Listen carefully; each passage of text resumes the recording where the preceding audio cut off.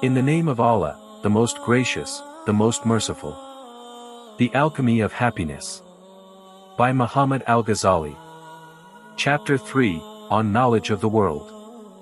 Know that this world is one stage of our life for eternity. For those who are journeying in the right way, it is the road of religion. It is a market opened in the wilderness, where those who are traveling on their way to God, may collect and prepare provisions for their journey, and depart thence to God, without sorrow or despondency. Know that the state previous to death is called the world, because mortality is close at hand. The state after death is called the future, because its rest is permanent. The purpose and design of the world is to afford an opportunity to make provision for the future, to acquire knowledge, and to worship God. Man as at first created, was destitute of works, and void of perfection, but he was made capable of reaching perfection and attaining felicity, so that while in a material world he could look forward to a spiritual world, understand whence he came, what are his duties, that he is soon to depart, and might be always ready. Man's felicity, which consists in the contemplation of the beauty of God, cannot be vouchsafed to him, until the eye of his judgment is opened. But the eye of judgment is opened by the contemplation of the works of God, and by understanding his almighty power. The contemplation of the works of God is by means of the senses, which become the key to all knowledge of God. The senses subsist by means of the body, and the body is composed of 4 different elements. Those therefore who are endowed with understanding, conscious of the frailty of their bodies, should make all diligence to quit this kingdom of corruption and to enter permanently into the unchanging kingdom. Know, O inquirer after the divine secrets, that there are 2 things needful to man in this world. First of all, he needs to acquire spiritual food to preserve his heart from perishing. The aliment of the heart consists in the love and knowledge of God, for whatever is a necessity of the nature of anyone, that he loves, as we have before mentioned. The ruin of the soul consists in the predominance of some other love over the love of God, which veils the divine love. Our refuge is in God. The second thing needful for a man is, that the body should be preserved and tended with care, since it is the frame of the heart. As a camel is to a pilgrim, so the body is like an animal upon which the heart rides. The pilgrim is obliged to give food and water to his camel, and to treat it with attention, that he may reach the end of his journey in safety, and by its means, be successful in the object for which he travels. But the attention bestowed by the pilgrim upon his camel, should be only in that proportion which is really necessary. If he should be busy with his camel day and night, and should expend all his capital in feeding it, he would not reach his destination, but would ultimately become separated from his caravan, would lose all that he possessed, and in view of the injury he had sustained, he would be the victim of unceasing regrets, and ruin would ensue. Just so is it with man in general. If he passes all his days in attending to the preservation of the body, and spend the capital of his life, in providing food and drink for the body, he will not reach the mansions of felicity, but will wander in the wilderness of destruction, without capital, penniless and a naked vagabond. Now the body needs in this world 3 things, one is food, another is clothing, and the third is a home, and by means of these, it can be preserved from injury and ruin. If the food provided for the body is excessive, the body will be destroyed, but let the food provided for the spirit be ever so much, still is it well. On account, therefore, of man's need of clothing and food, God has appointed sensuous desire to act as a commissary, that the animal, that is, the body, may not perish from hunger, cold or heat.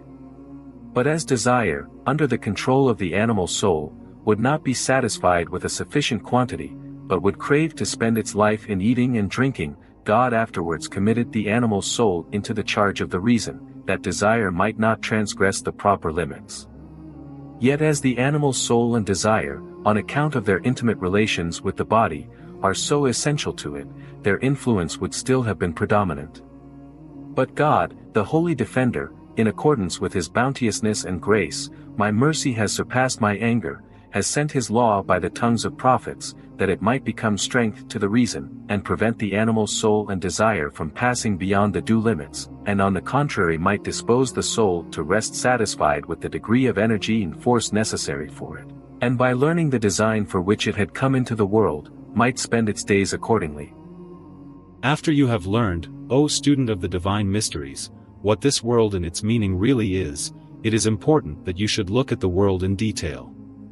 Everything in the world of matter which grows, has been included under three classes, animal, vegetable and mineral, which are called the three generations or kingdoms. Animals were created some for riding, some for food, and some for tilling. Vegetables were created to afford food and conveniences to man, and sustenance to various animals. Minerals, like gold, silver, copper and iron, were created to serve as instruments to provide means of sustaining life in man. It was designed that by means of these three kingdoms, the spirit of man, while dwelling for a few days in the body, should be employed in making preparation for the future world. Man, however, forgetful of the end for which he had come hither, heedless of the fact that he was soon to depart, and that he would then repent to find that he was going unprepared, became engaged in strife with his fellows about the things of the world, fell in love with its ways, and attempted to gain its wealth. In consequence, various qualities began to appear in the heart, such as avarice, envy, ambition and hatred, which are sources of its ruin. Finally, the heart, forgetful of the duties for the performance of which it had come into the world, exhausted all its energies in building up the world. As man's primary necessities in the world are three, viz., clothing, food and shelter, so the arts of the world are three, viz., weaving, planting and building. The rest of the arts serve either for the purpose of perfecting the others, or for repairing injuries.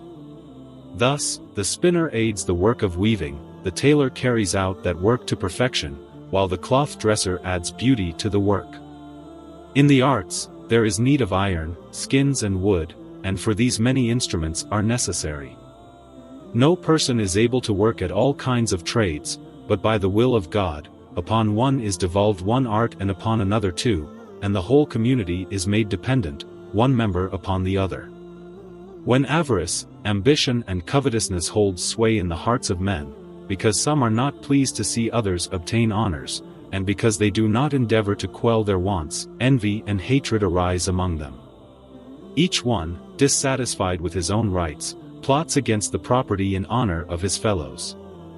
On this account there was a necessity for three farther distinctions, viz., sovereignty, judicial authority, and jurisprudence, which contains the digest of the law. But alas! Poor and wretched man, coming under the influence of all these causes, motives and instruments, spends his life in collecting wealth and lays up for himself sources of regret. And just as the pilgrim, who on his way to the Kaaba of Mecca, was engaged day and night in taking care of his camel, got separated from the caravan, and perished in the desert, so those who know not the real nature of the world and its worthlessness, and do not understand that it is the place where seed is sown for eternity, but spend all their thoughts upon it, are certainly fascinated and deceived. As the Apostle of God declares, "The world is more enchanting than Harout and Marout, let men beware of it." After you have learned that the world is delusive, enchanting and treacherous, you need to know in what way its delusions and enchantment operate. I will, therefore, mention some things which are illustrative of the world. The world, beloved, is like an enchanter, who exhibits himself to you as though he would dwell with you and would forever be at your side, while in truth this world is always upon the point of being snatched away from you, notwithstanding you are tranquilly unconscious of it. The world is like a shadow, which, while you look at it, seems fixed, although in reality, it is in motion. Life is like a running water, which is always advancing, yet yon think that it is still and permanent, and you wish to fix your abode by it. The world again is like an enchanter who performs for you acts of friendship and manifests love for yon, for the sake of winning your affections to him, but as soon as he has secured your love, he turns away his face from you and plots to destroy you. The world resembles those impostors, who decorate themselves externally and conceal the sorrows and curse they bring, while the ignorant, looking only at the outside, are fascinated and deluded. The world resembles the old woman who arrayed herself in silk stuffs and flowered brocades, and with ornaments, and covered her head with a beautiful, embroidered veil, so that those who should see her from a distance, and notice only her garments and her form, might be deceived. And whenever she has succeeded in inducing a person to follow after her and to decide upon joining himself to her, she takes off her robes from her back and her veil from her head, and immediately her concealed ugliness is brought to light, and the person who had been seeking her becomes subject to eternal regret and sorrow. We have received it also by tradition, that the world will be brought to the great assembly at the last day, in the form of a woman with livid eyes, pendant lips, and deformed shape, and all the people will look upon her. We take refuge in God, and will exclaim, "What deformed and horrible person is that, whose aspect alone is severe torture to the soul?" And they will be answered, "It was on her account that you were envying and hating one another and were ready to slay one another. It was on her account that you rebelled against God and debased yourselves to every sort of corruption. And then God will order her to be driven off to hell with her followers and her lovers." Know that the world consists of a certain number of stages between the world of spirits and the future world. The first stage is the cradle, and the last is the grave, and every period between these is also a stage. Each month represents a league, each hour a mile, and each breath a step.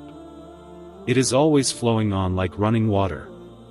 Man in his excessive heedlessness, thinking himself to be permanently established, engages in building up the world, and though he has no assurance of a half hour of time, he makes preparations for dwelling here for many years, and never once brings himself to make the necessary preparation for dislodging and moving to another land. Behold, another likeness of the world. Know, beloved, that the pleasures of the world and the pains and tribulations which are the counterpart to these pleasures in the future world resemble the man who should eat very largely of rich and delicate food and find great delight therein. But on account of his excesses, he suffers from indigestion, his stomach is irritated, vomiting and sickness ensue, and he has a great deal to endure before he can recover his health. He repents of what he has been eating, and in proportion as he ate extravagantly and found enjoyment, he now suffers corresponding pain and disappointment. Now then, in proportion as anyone in the world has indulged in the pleasures of life and dissipation, so much the greater will be his anguish and torment at the moment of death. He who possesses gardens and fields, houses, lands and money, servants and horses, will be subject to regret and affliction at death, in proportion to their amount. This misery does not close with death, but on the contrary afterwards increases. The prophet Jesus, upon whom be peace, declares that the world is like the man who drinks seawater. The more he drinks, the more his internal heat increases, and unless he stops, he will destroy himself by drinking. Man in this world resembles the guest who is invited to partake of the hospitality of a rich man. In token of respect, the servants set before him silver washing basins, vessels of costly stones, perfumes of musk and amber, with chafing dishes. The poor guest is overjoyed at the sight of these things, thinking that they have been made his own property, and belays hold of them with the intention of retaining them. The next day, when he is upon the point of departure, they are all taken from him by force, and the measure of his disappointment and regret is clear to every person of discrimination. Seeing that this world is itself a mansion built for travelers, by the road over which they are to pass, that they may make a halt, and lay in provisions preparatory to leaving it again, he is a wise guest who does not lay his hand upon other things than his necessary provisions, lest on the morrow, when about to move on, they take them out of his hands, and he expose himself to regret and sorrow. The people of this world are also like the passengers in a ship, who while sailing upon the sea, arrive at an island. The sailors draw the ship to the shore and then call out and say, "Whoever wishes for water or other provisions, let him leave the ship and go and procure them. Let him not delay, for the ship will not remain long. It is besides a dangerous place, and whoever remains here will perish." After receiving this warning, the passengers leave the ship and are all scattered about, one in this direction and another in that. The wise passengers, remembering the admonition of the sailors, attended quickly to their affairs and immediately returned to the ship. They selected the places in the ship that pleased them best and sat down calm and tranquil. Some of the passengers, however, gazed at the trees, the flowers, and the fruits of the island, listened to and admired the notes of the birds, and became absorbed in looking at the wonderful curiosities found there. They delayed so long that when they came to the ship, they found every place in the ship occupied and no room for them to sit down. They finally entered and found a corner with great difficulty where they could just press themselves in. Others, not satisfied with gazing around, loaded themselves with stones that had the appearance of being precious, and after a time returned to the ship. They found it completely full and absolutely no place to sit down. After they had entered, they were compelled from necessity to stow themselves in a dark place at the bottom. As for the stones which they had thought were jewels, they lost their color, putrefied, and sent forth such a disagreeable odor as to affect the passengers to nausea. It was impossible to expel the odor, and they remained to the last with its disagreeableness in the midst of them. Others still took so much pleasure in looking about the island that they said to themselves, "Where shall we be able to find a more delightful retreat than this? It is not clear that the place where we are going is better than this." And so they chose to remain there. And after the departure of the ship, some of them perished with hunger and thirst, and some were devoured by wild beasts. Not one of them was saved. In the future world, they will certainly suffer pain and retribution.